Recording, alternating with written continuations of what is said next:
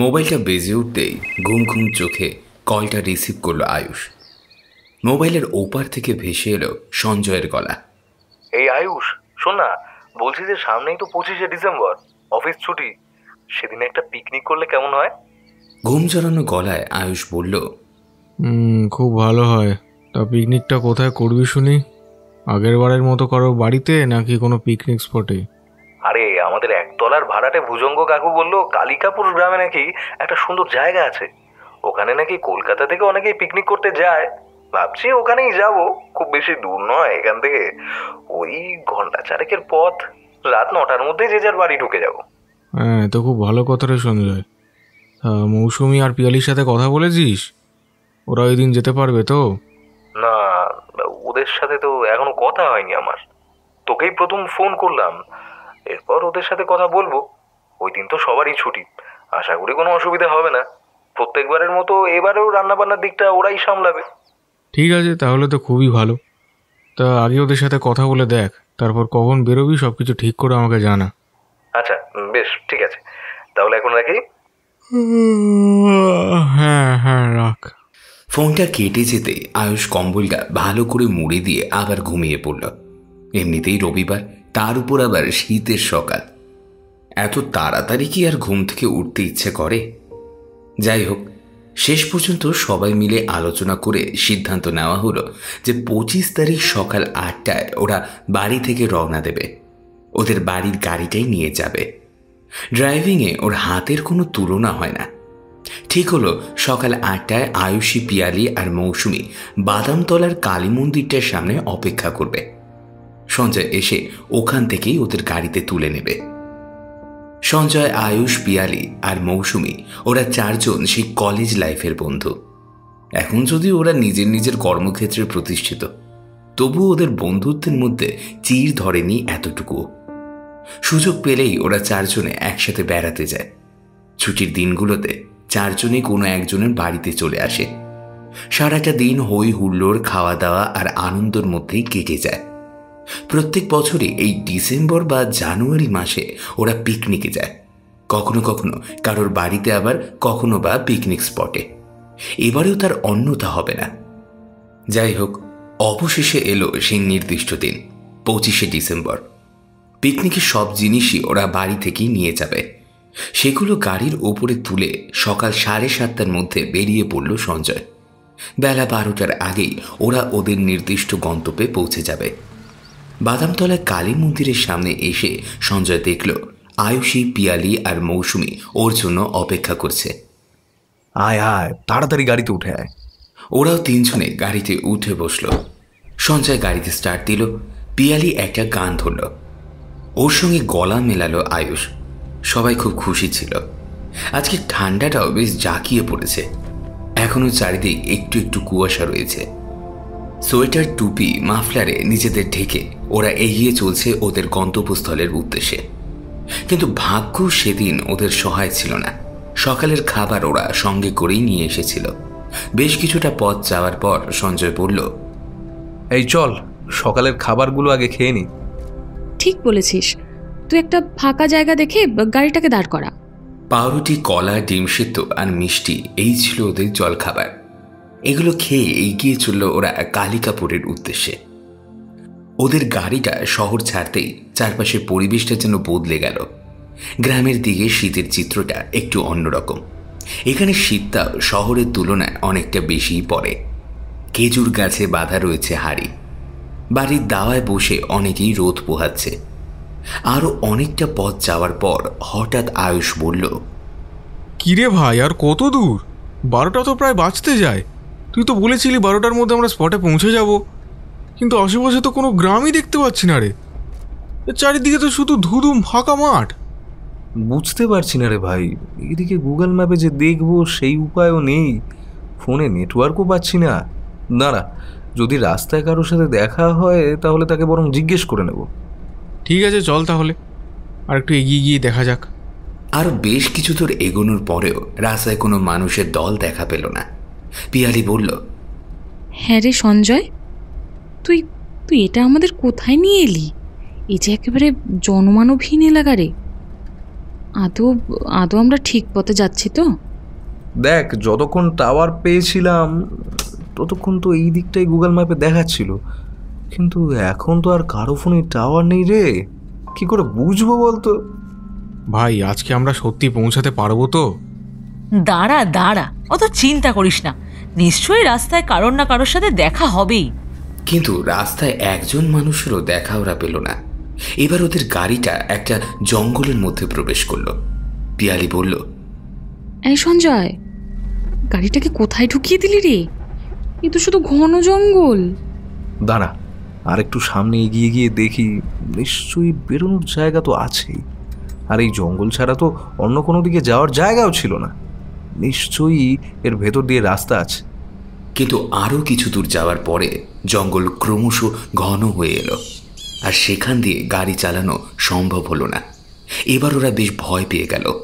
মৌসুমি বলল, হ্যাঁ রে, এ আমরা কোথায় এসে পড়লাম রে? এদিকে তো কোনো রাস্তাও নেই, কি করব এখন? দাঁড়া দাঁড়া, আমাদের গাড়ি থেকে নেমে দেখতে হবে আশেপাশে কোথাও বেরোনোর রাস্তা আছে কিনা। তুই আর পিয়ালি গাড়িতেই বস, আমি আর সঞ্জয় বরং গিয়ে দেখে আসি। এই সঞ্জয়, চল। হ্যাঁ চল।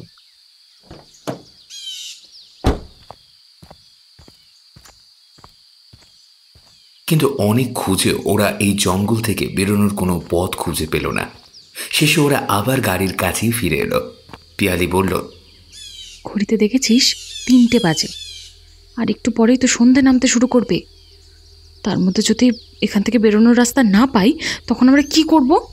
সব আমার জন্যই হলো। এই অজানা অচেনা জায়গায় না এলেই মনে হয় ভালো হতো রে। দেখ, এখন এসব কথা বলে কোনো লাভ নেই, কিছু একটা ব্যবস্থা তো করতেই হবে। বাড়িতে যে একটা খবর দেবো সেটাও তো পারছি না। কার মুখ দেখে যে আজকে বেরিয়েছিলাম কে জানে।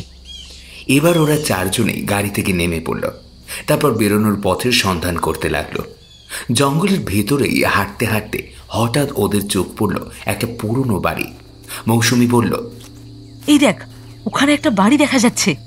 ওই বাড়িটাতে গিয়ে বরং দেখি, ওখানে যদি কেউ থাকে তাহলে তাকেই সাহায্যের জন্য বলবো। কিন্তু ওই বাড়িতে কি আদৌ কোনো লোক থাকে রে? দেখে তো মনে হচ্ছে না। তবুও চল না, একবার গিয়ে দেখতে দোষ কি। বেশ, তবে তাই চল। ওরা চারজন সেই বাড়িতে প্রবেশ করল। সঞ্জয় ডাকল, বাড়িতে কেউ আছেন? একটু শুনবেন, আমরা খুব বিপদে পড়ে এখানে এসেছি। বলি, বাড়িতে কেউ আছেন? কিন্তু এবারেও সব নিস্তব্ধ। ওরা বাড়ির ভেতরে ঢুকল। বহু পুরনো বাড়িটা, চারিদিকে দেওয়াল থেকে ইট খসে পড়ছে। বাড়ির ভেতরে গাছের শুকনো ডালপালা লতা পাতা ছড়িয়ে ছিটিয়ে রয়েছে। দেখে বেশ বোঝা যাচ্ছে এই বাড়ি কারোর থাকার উপযুক্ত নয়। মৌসুমি বলল, এই বাড়িতে তো কেউই থাকে না রে। চল, তবে আমরা বরং চলেই যাই। কি কাজ রে সঞ্জয়? জিজ্ঞেস করলো পিয়ালি। আমরা আজ রাতটা বরং এই বাড়িতেই কাটিয়ে দেই, কাল সকালে নিশ্চয়ই একটা ব্যবস্থা করা যাবে। সঞ্জয়ের প্রস্তাবে বাকিরাও সায় দিল। বাড়িটার একেবারে ভগ্নপ্রায় অবস্থা। তার মধ্যে ওরা দোতলায় একটা থাকার জায়গা খুঁজে নিল। ঘরটা একেবারেই অপরিষ্কার। ভিতরে একটা কাঠের চৌকি রয়েছে, তার উপরেও ধুলোর আস্তরণ। সেটাই কোনো রকমে পরিষ্কার করে নিয়ে চারজনে বসল। কিভাবে এই জঙ্গলের থেকে বেরোনো যায় সেই বিষয়ে ওরা আলোচনা করতে লাগলো। এভাবেই কেটে গেল বেশ কিছুটা সময়। ঘড়িতে তখন সন্ধে 6টা। পিয়ালি বলল, খুব খিদে পেয়ে গেছে রে, সেই কখন সকালে খেয়েছি। দাঁড়া, আমার ব্যাগে বিস্কিট আছে, বের করে দিচ্ছি। নিজের কাঁধের ব্যাগটা থেকে একটা বিস্কুটের প্যাকেট বের করে পিয়ালিকে দিয়ে মৌসুমি বলল, এই নে, এখন আপাতত এটা দিয়েই কাজ চালা, এখন তো আর খাবার দাবার কিছু পাওয়া যাবে না। প্যাকেট থেকে একটা বিস্কুট বের করে মুখে দেওয়া মাত্রই হঠাৎ পাশ থেকে মৌসুমি চিৎকার করে উঠল। ওটা কি রে? সবাই দেখল মৌসুমি ঘরের দরজার দিকে কিছু একটা ইঙ্গিত করছে। সেদিকে তাকিয়েই আয়ুষ বলল, কই কই, কোথায় কি? কই, ওদিকে তো কিছুই নেই। এই কি যে বলিস না। না রে, আমি স্পষ্ট দেখেছি, অন্ধকারে কি যেন একটা হামাগুড়ি দিয়ে চলে গেল। আচ্ছা বাবা, দাঁড়া, আমি গিয়ে দেখছি। আয়ুষ উঠে দরজা দিয়ে বাইরে বেরিয়ে গেল। কালো রঙের বড় মোটা বিড়াল বারান্দার এক কোণে বসে রয়েছে। ও হো করে হেসে উঠল সে। বলল, সত্যি মৌসুমি, শেষ পর্যন্ত তুই বিড়াল দেখে ভয় পেলি? মানে তুই ভীতু আমি সেটা জানি, কিন্তু তাই বলি যে এতটা ভীতু সেটা সেটা জানতাম না। আয়ুষের এই ঠাট্টা মোটেই ভালো লাগলো না মৌসুমীর। ঠিক আছে ঠিক আছে, তুই খুব সাহসী। আমার এখন খুব টায়ার্ড লাগছে, আমি একটু শোবো। এই বলে মৌসুমী চৌকির এক কোণে শুয়ে পড়ল। বাকি তিনজন ওর পাশে চুপচাপ বসে রইল। মৌসুমীর কাণ্ডটা একবার দেখলি?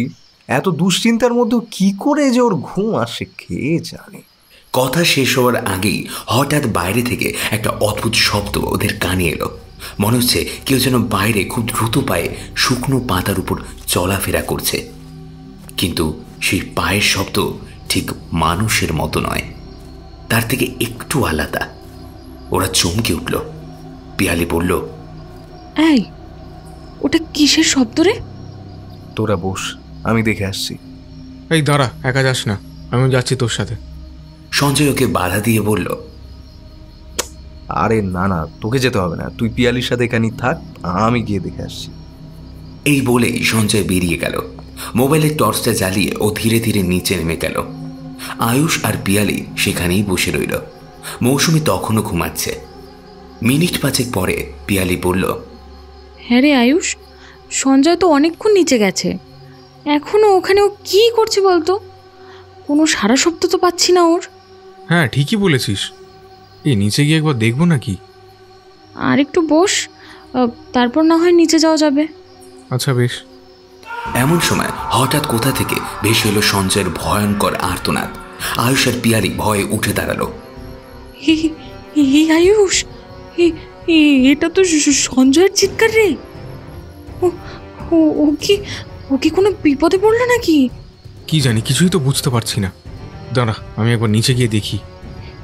না আয়ুষ, তুই একা যাস না, আমিও যাব তোর সাথে। কিন্তু মৌসুমি তো এখনো ঘুমোচ্ছে। আরে ও ঘুমোচ্ছে, ঘুমোক, তুই তাড়াতাড়ি চল। আচ্ছা ঠিক আছে, চল। দুজনেই মোবাইলের টর্চ জ্বালিয়ে নিচে নেমে এলো। তারপর সঞ্জয়ের নাম ধরে ডাকতে ডাকতে চারিদিকে খুঁজতে লাগলো। সঞ্জয়, এই সঞ্জয়, সঞ্জয়, কিরে কোথায় তুই? কিন্তু সঞ্জয়ের কোনো সাড়া পাওয়া গেল না। বেশ কিছুক্ষণ খোঁজার পর পিয়ালি কাঁদতে কাঁদতে বলল, আয়ুষ, সঞ্জয়ের কি হলো রে? কোথায় গেল ছেলেটা এই অন্ধকারে? জানি না রে পিয়ালি, কিছুই তো বুঝতে পারছি না। আচ্ছা, এখানে কোনো হিংস্র জন্তু জানোয়ার নেই তো যে ওকে আক্রমণ করেছে? কি জানি, কিন্তু পিয়ালি আমার মনে হচ্ছে আমাদের এখানে থাকাটা নিরাপদ নয়। তাড়াতাড়ি বাড়ির ভেতরে চল। ওরা আবার চলে এলো। ভাঙা কাঠের দরজাটা ভালো করে বন্ধ করে দিল আয়ুষ। চৌকির ওপর ধপাস করে বসে পড়ল পিয়ালি। কাঁদো কাঁদো গলায় বলল, এবার কি হবে রে আয়ুষ? যদি সঞ্জয়কে খুঁজে না পাই, তাহলে কাকু কাকিমাকে আমরা কি জবাব দেবো বলতে পারিস? জানি না, কাল সকালের আগে কিছু করতেও পারবো না আমরা। এখন এখানে চুপচাপ বসে রাতটা কাটিয়ে দেওয়া ছাড়া আর কোনো উপায় নেই রে। ওদের কথায় মৌসুমীর ঘুম ভেঙে গিয়েছিল। ও উঠে পড়ল। কি রে, কি হয়েছে? তোরা এভাবে চিৎকার করছিস কেন? আর সঞ্জয় কোথায়? সঞ্জয়কে খুঁজে পাওয়া যাচ্ছে না। মানে কি বলছিস কি তুই? পিয়ালি ঠিকই বলছে রে মৌসুমি, ও নিচে গিয়েছিল, তারপর আর ফিরেই আসেনি। আমরা ওকে খুঁজতে গেছিলাম, কিন্তু আয়ুষের কথা শেষ হওয়ার আগেই ওদের দরজায় টোকা পড়ল। ওরা চমকে উঠল তিনজনে। এই মনে হয় সঞ্জয় এসেছে, আমি দরজাটা খুলে দিয়ে আসি। দাঁড়া, আগে জিজ্ঞেস কর কে, সাড়া পেলে তবেই দরজা খুলবি। আয়ুষ ঘরের থেকে জিজ্ঞেস করল, কে? দরজার বাইরে থেকে উত্তর আসলো, আরে আমি সঞ্জয়, দরজাটা খোল তাড়াতাড়ি। সঞ্জয়ের গলা শুনে ওদের তিনজনেরই যেন ধরে প্রাণ এলো। আয়ুষ তাড়াতাড়ি গিয়ে দরজাটা খুলে দিল। সঞ্জয় এতক্ষণ কোথায় ছিল তা জিজ্ঞেস করাতে সে হেসে বলল, আর বলিস না, আমি তো নিচে গেলাম, কিন্তু সেখানে গিয়ে আমার একজন ভদ্রলোকের সঙ্গে দেখা হয়ে গেল। এই কাছেই তার বাড়ি। উনি আমাকে ওনাদের বাড়ি নিয়ে গেলেন। সেখান থেকেই এই হ্যারিকেনটা নিয়ে এলাম। এই অন্ধকারে আর কি থাকা যায় বল? বাবা, বাঁচালি রে। তোকে খুঁজে না পেয়ে যা ভয় পেয়েছিলাম না রে। কি ভেবেছিলি আমি মরে গেছি? কথাটা বলেই হো হো করে হেসে উঠল সঞ্জয়।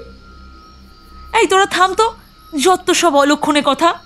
কিন্তু আমরা যে তোর একটা চিৎকার শুনতে পেয়েছিলাম, কিছু থেকে ভয় পেয়েছিলি নাকি?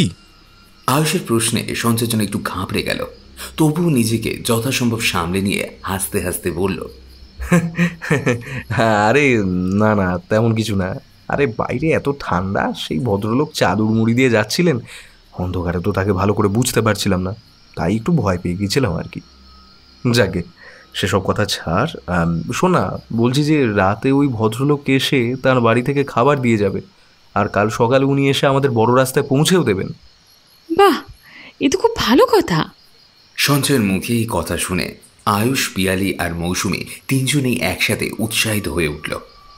হঠাৎ একটা পচা দুর্গন্ধে ওদের গায়ের ভেতরটা কেমন যেন গুলিয়ে উঠল। ইস, কি বিশ্রী গন্ধ রে বাবা। মনে হচ্ছে কেউ যেন দোতলায় উঠে আসছে। কয়েক মুহূর্ত পরেই দরজায় টোকা পড়ল। ঘরের ভিতর থেকে সঞ্জয় উত্তর দিল, হ্যাঁ জেঠু, আসছি। সঞ্জয় উঠে গিয়ে দরজা খুলল। একজন ভদ্রলোক খাবার নিয়ে এসেছেন। যদিও তাকে অন্ধকারে ভালো করে দেখতে পেল না আয়ুষ, মৌসুমী আর পিয়ালি। সঞ্জয়ের হাতে খাবারের পাত্রগুলো দিয়ে ভদ্রলোক চলে গেলেন। তাড়াতাড়ি খাবারগুলো দে সঞ্জয়, খিদে আমার পেটের ভিতর সূচয় একদম ডন বৈঠক করতে শুরু করে দিয়েছে। হ্যাঁ হ্যাঁ, আজকে রাতের মতো খেয়ে নি, একটু বিশ্রাম নিয়ে নি। সঞ্জয়ের দিকে চোখ পড়তেই পিয়ালি দেখল ও কি যেন একটা বিড়বিড় করে বলে চলেছে, আর ওর মুখটা কেমন যেন অদ্ভুত হাসি ফুটে উঠেছে। কিন্তু সে কোনো সাধারণ হাসি নয়, সে হাসির মধ্যে লুকিয়ে আছে একটা হিংস্রতা। এই সঞ্জয়, কি হয়েছে তোর? পিয়ালির ডাকে সঞ্জয় প্রথমে যেন চমকে উঠল, তারপর নিজেকে খানিকটা সামলে নিয়ে বলল, আরে না না, কিছুই হয়নি, চল চল এখন তাড়াতাড়ি খেয়ে নি। মৌসুমী একটা টিফিন ক্যারিয়ার খুলতেই প্রচণ্ড ভয়ে চিৎকার করে উঠল। ওর হাত থেকে সেটা পড়ে গেল। ওরা সবাই বিস্ফোরিত চোখে দেখল টিফিন ক্যারিয়ারের মধ্যে কোনো খাবার ছিল না, ছিল রক্ত, মাংস আর হাড়গোড়। আয়ুষ চিৎকার করে বলল, এইসব কি? কিন্তু এই দৃশ্য দেখে ওদের মধ্যে একজন কিন্তু স্থির রইল। ভয় পাওয়া তো দূরের কথা, বরং সে দাঁত বের করে বিকট শব্দে হাসতে লাগলো। সে আর কেউ নয়, ওদেরই বন্ধু সঞ্জয়। সঞ্জয়ের এই অবস্থা দেখে ওরা আরো বেশি ভয় পেয়ে গেল, আর তার সাথে প্রচন্ড অবাকও হলো। ওরা জানতো যে সঞ্জয় মাঝে মাঝে একটু অদ্ভুত ধরনের মজা করে থাকে ওদের সাথে। ভাবলো এবারেও হয়তো তেমনই কিছু করছে, কিন্তু কিন্তু তাই বলে এই ধরনের মজা তো করা উচিত নয়। তাছাড়া এই জিনিসগুলোই বা কোথা থেকে পেল?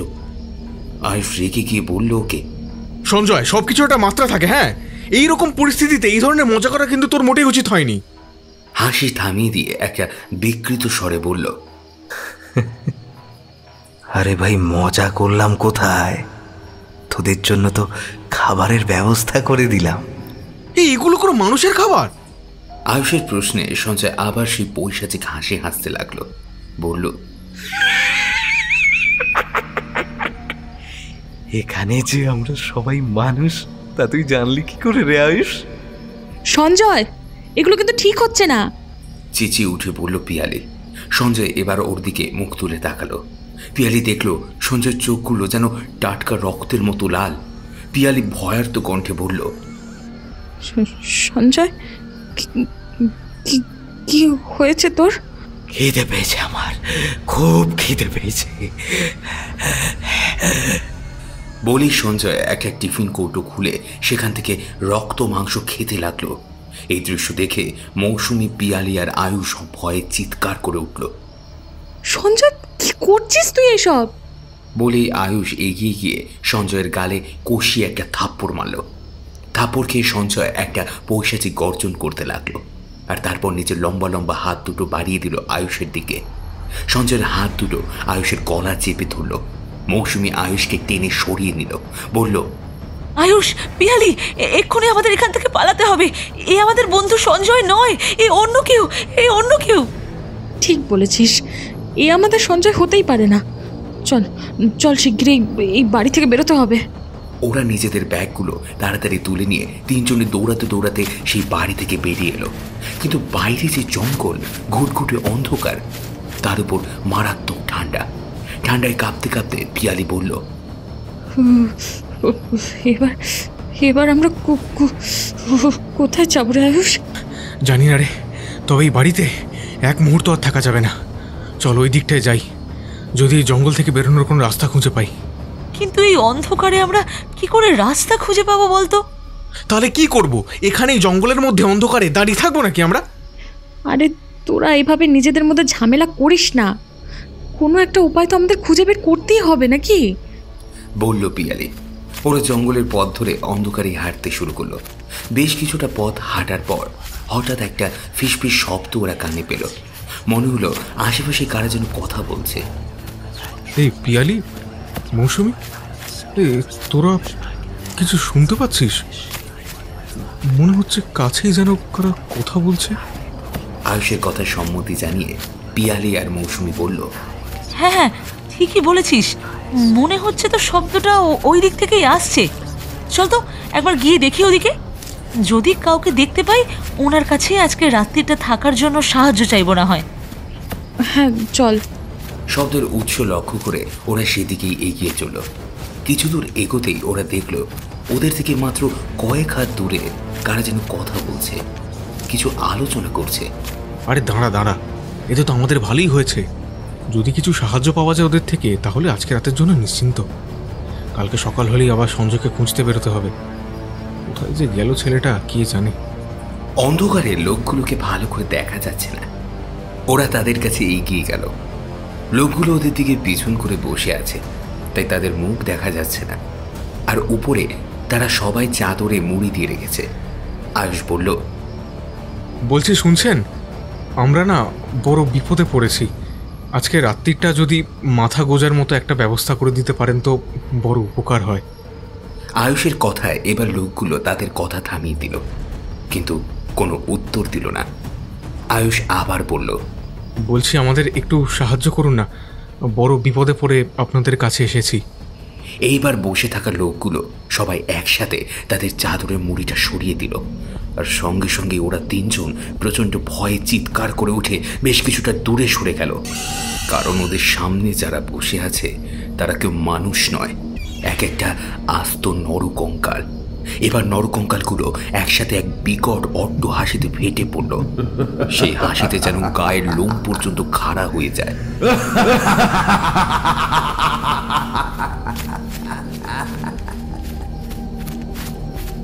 ওরা তিনজন আবার সেখান থেকে দৌড়াতে লাগলো। অনেকটা দৌড়ে আসার পর পিয়ালি হাঁপাতে হাঁপাতে বলল,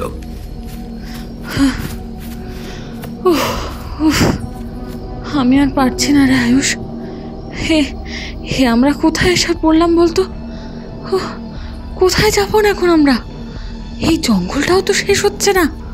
মনে হচ্ছে যেন এই জঙ্গল থেকে আমরা কোনোদিনও বেরোতেই পারবো না। আর একটু চল, দেখি সামনে কোনো রাস্তা পাই কিনা। ওরা আবার এগোতে লাগলো। এমন সময় পেছন থেকে ওরা শুনতে পেল একটা কণ্ঠস্বর, বাবুরা বুঝি জঙ্গলের ভিতরে পথ হারাইয়া ফেলছেন? ওরা তিনজনে চমকে পেছনে তাকালো। দেখলো ওদের সামনে দাঁড়িয়ে আছে একটা বৃদ্ধ ভদ্রলোক। আয়ুষ বলল, হ্যাঁ হ্যাঁ হ্যাঁ, আমরা পথ হারিয়ে ফেলেছি। আসলে আমরা পিকনিক করতে যাচ্ছিলাম, পথ ভুল করে এই জঙ্গলের মধ্যে ঢুকে পড়েছি। এখান থেকে না আর বেরোতে পারছি না। দয়া করে আপনি আমাদের এই জঙ্গল থেকে বেরোনোর পথটা যদি একটু বলে দেন। এই বৃদ্ধ ফোকলা দাঁতগুলো বের করে এবার একটা খ্যাক খ্যাক করে বিচ্ছিরি হাসি হেসে ওদের বলল, বাবুরা, এই যে গোলক দাদা, এই জঙ্গল একবার যে ঢোকে সে আর বেরোতে পারে না, হয় না গে বাবুরা? বৃদ্ধের এমন কথায় ওরা তিনজন খুব ভয় পেয়ে গেল। ওদের মনের কথা বুঝতে পেরে হয়তো বৃদ্ধ বললেন, তবে তোমাদের কোনো ভয় নেই গো। আমি যখন একবার এখানে এসে পড়েছি তখন তোমাদের আর কোনো চিন্তা নেই গো বাবুরা। তোমরা চলো, আমার সাথে চলো। আজ রাত্রিটা বরং ওখানে একটু কষ্ট করে থেকে যাবে। এতক্ষণে যেন অনেকটা দুশ্চিন্তা মুক্ত হলো আয়ুষ, পিয়ালি আর মৌসুমীর। ওরা তিনজন বৃদ্ধর সঙ্গে চলতে শুরু করলো। বৃদ্ধর হাতে ছিল একটা হ্যারিকেন। তারই আলোয় তিনি ওদের পথ দেখাচ্ছিলেন। মিনিট দুয়েক পরেই ওরা একটা ছোট্ট কাঁচা বাড়ির সামনে এসে উপস্থিত হলো। এখানে বাড়িটা ছাড়া আশেপাশে আর তেমন কোনো বাড়িঘর নেই। এসো বাবুরা, ভেতরে এসো। কাঠের ছোট্ট দরজাটা ঠেলে বৃদ্ধ ঘরের ভেতরে ঢুকলো। ওরা বৃদ্ধকে অনুসরণ করলো। একটা ছোট্ট মাটির ঘর, উপরে ঘরের চাল। ঘরের ভেতরে একটা ছোট্ট চৌকি পাতা আছে।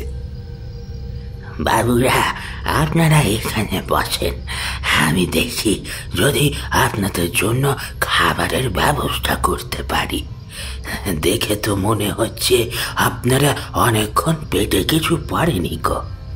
হ্যাঁ দাদু, খুব খিদে পেয়েছে আমাদের। জানি গো দিদি ভাই, তোমরা একটু অপেক্ষা করো, আমি এক্ষুনি আসছি। বৃদ্ধ চলে গেলেন। পিয়ালি চুপচাপ চৌকির এক কোণে গুটিসুটি মেরে বসে আছে। ওর চোখে মুখে তখনও ভয় খেলা করে বেড়াচ্ছে। অত চিন্তা করিস না রে, আজকে রাতের মতো তো একটা ব্যবস্থা হয়ে গেল। দেখবি কাল সকালে আমরা ঠিক সঞ্জয়কে খুঁজে পাবোই। আয়ুষ, একটা বিষয় লক্ষ্য করেছিস? ওই বৃদ্ধের পাগুলো যেন মাটিতে পড়ে না। লোকটা যেন বাতাসে ভেসে ভেসে চলছিল। আরে ধুর, তুই না সত্যি কি দেখেছিস কে জানে। না রে আয়ুষ, আমি ঠিক দেখেছি। লোকটা যখন জঙ্গলের ভিতর দিয়ে আমাদের নিয়ে আসছিল তখন। পিয়ালির কথা শেষ হওয়ার আগেই খাবারের থালা নিয়ে বৃদ্ধ এসে হাজির হলো, সঙ্গে আরেকটা অল্প বয়সী যুবক। বৃদ্ধ সেই যুবকটিকে বললেন, রাখ বাবা রাখ, ওদের সামনে থালাগুলোকে রাখ। বৃদ্ধের কথার মতো ছেলেটা ওদের সামনে খাবারের থালাগুলো রেখে দিয়ে চলে গেল। বৃদ্ধ বললেন, নাও বাবুরা, তোমরা তাড়াতাড়ি খেয়ে এই ঘরে শুয়ে পড়ো, আমি এখন আসি। কোথায় যাবেন আপনি এত রাতে? বৃদ্ধ আবার একটা খ্যাক খ্যাক করে হেসে নিয়ে বললেন, বাবারা, এই রাতেই তো আমাদের আসল কাজ গো। দিনের বেলায় তো আর খুব বেশি কাজ থাকে না। এই বলে বৃদ্ধ চলে গেলেন। বৃদ্ধের কথাগুলো ওদের কাছে একটু অবাক লাগলো। এত রাতেই ঠান্ডার মধ্যে আবার কি কাজ থাকতে পারে তা ওদের বোধগম্য হলো না। ওরা তাড়াতাড়ি খাবারগুলো খেয়ে নিয়ে শুয়ে পড়ল। সারাদিনের ক্লান্তিতে শোয়ার সাথে সাথে ওদের চোখগুলো ঘুমে জড়িয়ে পড়ল। হঠাৎ কারো ডাকে ঘুম ভেঙে গেল পিয়ালির। ঘুম জড়ানোর চোখেই ও বলল, কে? তখনই ওর কানের কাছে কেউ যেন ফিসফিস করে বলল, আমি রে, আমি সঞ্জয়। পিয়ালি উঠে বসল। ঘর জুড়ে বিরাজ করছে নিশ্ছিদ্র অন্ধকার। সেই অন্ধকারে ও কাউকে দেখতে পেল না, কিন্তু ওর স্পষ্ট মনে আছে যে শোয়ার সময় ওরা ঘরে হ্যারিকেনটা জ্বালিয়েই শুয়েছিল। মোবাইলটা ওর পাশেই ছিল। তার টর্চটা জ্বালাতেই ও দেখতে পেল ওর সামনে দাঁড়িয়ে রয়েছে সঞ্জয়। সঞ্জয়, তুই তুই তুই এত রাতে এখানে কোথা থেকে এলি? চুপ, আস্তে আস্তে। তোর সাথে আমার কিছু কথা আছে পিয়ালি, খুবই ব্যক্তিগত। তাড়াতাড়ি আমার সাথে আয়। পিয়ালি কোনো প্রশ্ন না করে সঞ্জয়ের সাথে ঘরের বাইরে চলে গেল। এদিকে পাশ ফিরতে গিয়েই মৌসুমী বুঝতে পারল পাশে পিয়ালি নেই। ও ধর্মর করে বিছানায় উঠে বসলো। তারপর পিয়ালির নাম ধরে ডাকতে শুরু করলো, পিয়ালি, পিয়ালি, কোথায় গেলি তুই? ওটাকে ঘুম ভেঙে গেল নিচে শুয়ে থাকা আয়ুষের। কি রে মৌসুমী, কি হলো আবার? আয়ুষ, পিয়ালি ঘরে নেই। নেই মানে? কোথায় গেল? আর ঘরটাই বা অন্ধকার কেন? আমরা তো হ্যারিকেনটা জ্বালিয়ে শুয়েছিলাম। ওরা দুজনে আবার হ্যারিকেনটা জ্বালালো। তারপর সেটা নিয়ে আবার পিয়ালিকে খুঁজতে বেরোলো। হঠাৎ কিছুতে একটা হোঁচট খেয়ে মৌসুমী পড়ে গেল। আর পরক্ষণেই হ্যারিকেনের আলোয় ও যা দেখল তাতে ওর হৃৎপিণ্ড ঠান্ডা হয়ে রক্তের স্রোত বইতে শুরু করেছে। যাতে ও হোঁচট খেয়ে পড়েছিল সেটা পিয়ালির কাটা মুন্ডু। পিয়ালি, পিয়ালির এই অবস্থা কে করলো মৌসুমী? আমি জানি না আয়ুষ, আমি জানি না, আমি কিছু বুঝতে পারছি না, আমি কিছু বুঝতে পারছি না এখানে কি হচ্ছে। বলেই অকুল কান্নায় ভেঙে পড়ল মৌসুমী। মৌসুমি মৌসুমি মৌসুমি, চল চল চল, আমরা ওই ঘরেই আবার ফিরে যাই। এখন রাত 3:30, আর কিছুক্ষণ পর থেকে ভোর হতে শুরু করবে। এইটুকু সময় কাটিয়ে দিতে পারলেই আর মনে হয় কোনো চিন্তা থাকবে না। চল চল চল, আর দেরি করিস না। এই বলেই মৌসুমীর হাত ধরে ওকে মাটি থেকে টেনে তুলল আয়ুষ। ওরা বাড়ির দিকে এগোতে যাবে এমন সময় বাতাসে ভেসে আসলো পিয়ালির কণ্ঠস্বর। কি রে, তোরা চলে যাচ্ছিস যে? সঞ্জয়কে দেখবি না? আয়ুষ আর মৌসুমী বিস্ফারিত চোখে চেয়ে রইল পিয়ালির কাঁটা মুন্ডুটার দিকে। ঠোঁটগুলো নড়ছে আর সেখান থেকে কথাগুলো বেরোচ্ছে, আর ওর চোখগুলো যেন অপলক দৃষ্টিতে তাকিয়ে আছে ওদেরই দিকে। আর ঠিক তখনই কাছেই একটা বড় গাছের মগডাল থেকে টুপ করে কি যেন একটা ঝুলে পড়ল। হ্যারিকেনের আলোটা সেদিকে তুলে ধরতেই ওরা যা দেখল তাতে ওদের মুখ দিয়ে একটা গোঙানির মতো শব্দ বেরিয়ে আসলো। সামনে গাছের ডালে উল্টো হয়ে ঝুলছে ওদের বন্ধু সঞ্জয়ের দেহ।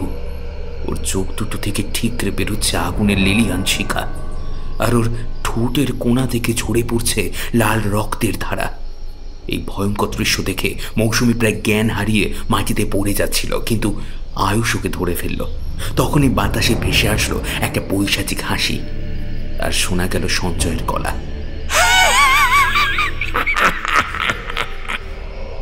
দেখ মৌসুমি, আয়ুষ, আমার কি অবস্থা হয়েছে দেখ।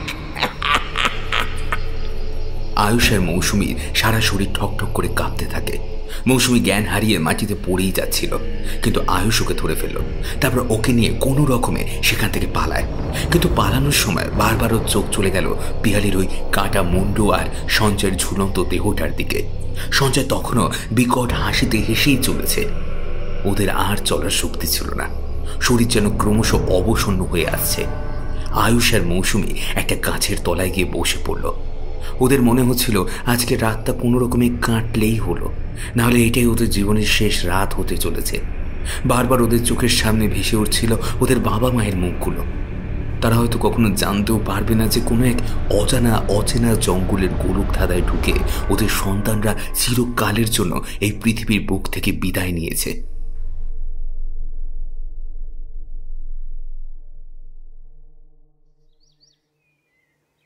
কি হলো বাবারা, তোমরা এখানে এভাবে বসে আছো কেন? হঠাৎ কারোর ডাকে তন্দ্রাভঙ্গ হলো আয়ুষ ও মৌসুমীর। চোখ খুলে তাকাতেই দেখল ভদ্রলোক ওদের সামনে দাঁড়িয়ে রয়েছে। তার পরনে একটা ওভারকোট, মাথায় টুপি, গলায় মাফলার আর পায়ে বুট জুতো। আপনি কে? আমি এই কাছেই একটা রিসর্টে উঠেছি, কিন্তু তোমরা কারা, আর এখানে এভাবে বসেই বা আছো কেন? আয়ুষ গতকাল রাতের ঘটনাগুলো তাকে বলল। সব শুনে ভদ্রলোক বললেন, আমিও শুনেছি এই জঙ্গলে যে ঢুকে সে নাকি আর বেঁচে ফিরতে পারে না। তোমরা জোর বাঁচা বেঁচে গেছো। এখন চলো আমার সাথে রিসর্টে চলো, সেখানে গিয়ে একটু বিশ্রাম নিয়ে খাওয়া দাওয়া করে তারপর না হয় বাড়ি ফিরে যেও। স্টেশনটা যদিও এখান থেকে বেশ কিছুটা দূরে, তবে চিন্তা করো না, আমি নিচে গিয়ে তোমাদের স্টেশনে পৌঁছে দিয়ে আসবো। কিন্তু আমাদের গাড়িটা এই জঙ্গলের মধ্যেই কোথাও রয়েছে, সেটাও যে খুঁজে পেতে হবে। ঠিক আছে ঠিক আছে, রাতের বেলায় তো এই জঙ্গলে কেউ পা রাখে না। একটু বেলা হোক, আমি আমার লোক পাঠিয়ে দেব, ওরা এসে তোমাদের গাড়ি খুঁজে নিয়ে যাবে। এমন সময় মৌসুমী একটা প্রশ্ন করল, আচ্ছা, আপনি যখন জানেনই যে এই জঙ্গলে কেউ আর বেঁচে ফেরে না, তাহলে আপনি এই অন্ধকারে কি করছেন? অন্ধকার কোথায় মা, দেখো না ভোর হতে শুরু করেছে। ওরা দেখল চারিদিক ঘন কুয়াশায় ঢাকা, কিছুই সেভাবে দেখা যাচ্ছে না। হাতের ঘড়িটার দিকে তাকিয়ে দেখল আয়ুষ ভোর 5টা বাজে। গরমকাল হলে এখন চারিদিক আলো হয়ে যেত, কিন্তু শীতের সময় সকালে আলো ফুটতে একটু বেশি সময় লাগে। কি হলো, কি ভাবছো এত? এখানে থাকবে নাকি আমার সাথে যাবে? হ্যাঁ হ্যাঁ যাবো যাবো, চলুন। এই মৌসুমি চল। মৌসুমীর মনের গভীরে তখনও রাতের সেই দৃশ্যগুলো তোলপাড় করে চলেছে। বারবার ওর মনে হচ্ছে বাড়ি ফিরে ওরা কি জবাব দেবে সঞ্জয় আর পিয়ালির বাবা মাকে। কিভাবে বলবে যে ওদের সন্তানরা আর এই পৃথিবীতে নেই? এ যে ওদের পক্ষে অসম্ভব। কি কুক্ষণে যে ওরা কালিকাপুরে যাচ্ছিল পিকনিক করতে, গিয়ে জানে। আসলে মৃত্যু যাকে হাতছানি দেয় সে হয়তো এইভাবেই নিজের মৃত্যুর কাছে চলে আসে, ঠিক যেমন পিয়ালি আর সঞ্জয় এসেছিল। আজ যদি ওরা প্রাণ নিয়ে বাড়ি ফিরতে পারে তাহলে আর কোনোদিনও কখনো পিকনিকে যাবে না ওরা। এসব ভাবতে ভাবতেই মৌসুমি এগিয়ে চলল আয়ুষ আর সেই ভদ্রলোকের সাথে। বেশ কিছু দূর এগোতেই ওরা দেখল এখানে জঙ্গলটা প্রায় শেষ হয়ে আসছে। ভদ্রলোক একটু দূরে আঙুল দেখিয়ে ইঙ্গিত করে বলল, ওই যে ওই রিসর্টেই আমি উঠেছি। মৌসুমি আর আয়ুষ অবাক হয়ে দেখল ওদের ঠিক সামনেই একটা বেশ সাজানো গোছানো রিসর্ট। বাইরে দরজার সামনে আলো জ্বলছে। মৌসুমি অবাক হয়ে বলল, এই রিসর্টটা তো এতক্ষণ আমরা দেখতে পাইনি। সবকিছু কি আর সবসময় দেখা যায় মা? তোমরা হয়তো এই দিকটায় আগে আসোইনি। চলো এখন ভেতরে চলো। ওরা ভদ্রলোকের সাথে ভদ্রলোকের ঘরে গেল। তিনি বললেন, তোমাদের দেখেই বোঝা যাচ্ছে তোমরা খুব ক্লান্ত। তোমরা এই খাটের ওপর শুয়ে একটু ঘুমিয়ে নাও, আমি জেগে আছি। এই বলে ভদ্রলোক সোফার উপর বসে পড়লেন। মৌসুমি আর আয়ুষ খাটে শুয়ে পড়ল। একটু পরেই সকালের আলো ফুটে যাবে। কখন ওদের চোখ লেগে গেছে তা ওরা নিজেরাও খেয়াল করেনি। হঠাৎ সকালের মিঠে রোদ এসে ওদের চোখে পড়তে ঘুম ভেঙে গেল আয়ুষ আর মৌসুমি। চোখ খুলতেই ওরা দেখল ওরা জঙ্গলের মাটিতে শুয়ে রয়েছে। কিন্তু ওরা তো গতকাল রাতে সেই লোকটির সাথে এই রিসোর্টে এসেছিল। সেটা এখন কোথায় গেল? চারিদিক তো ফাঁকা। এটা আমাদের সাথে কি হলো রে? রিসর্টটা তো নেই। আর আর সেই ভদ্রলোকই বা গেলেন কোথায়? মৌসুমি, এখানে মনে হয় কোনো জীবিত মানুষ থাকে না। মনে হচ্ছে সবাই এখানে অশরীরী। এখন দিনের আলো ফুটে গেছে তাই হয়তো ওদের আর দেখা যাচ্ছে না। রাত নামলে ওদের দৌরাত্ম্য শুরু হবে। আমারও তাই মনে হয় রে আয়ুষ। চল চল, আমরা এক্ষুনি এখান থেকে পালাই।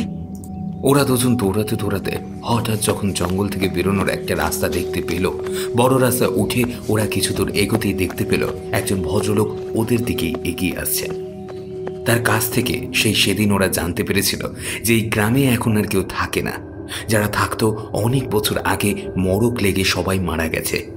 এখন এই গ্রামকে ভূতপুরি বলা হয়। কথা শুনে আয়ুষ আর মৌসুমীর গায়ে আতঙ্কে শরীর যেন ঠান্ডা হয়ে গেল। সেদিন সেই ভদ্রলোকের সাহায্যে ওরা বাড়ি ফিরে আসতে পেরেছিল। ওদের গাড়িটা আর জঙ্গল থেকে বের করে আনতে পারেনি, কারণ ওই জঙ্গলে কেউই আর যেতে চায়নি। সেদিন আয়ুষ আর মৌসুমী সুস্থ স্বাভাবিকভাবে বাড়ি ফিরে এলেও সেই ভয়ঙ্কর রাতটার কথা ওরা এ জীবনে কোনোদিনও ভুলতে পারবে না। যে রাতে ওরা ওদের দুজন প্রিয় বন্ধু সঞ্জয় আর পিয়ালিকে চিরদিনের মতো হারিয়ে ফেলেছিল এক ভূতপুরীর জঙ্গলে।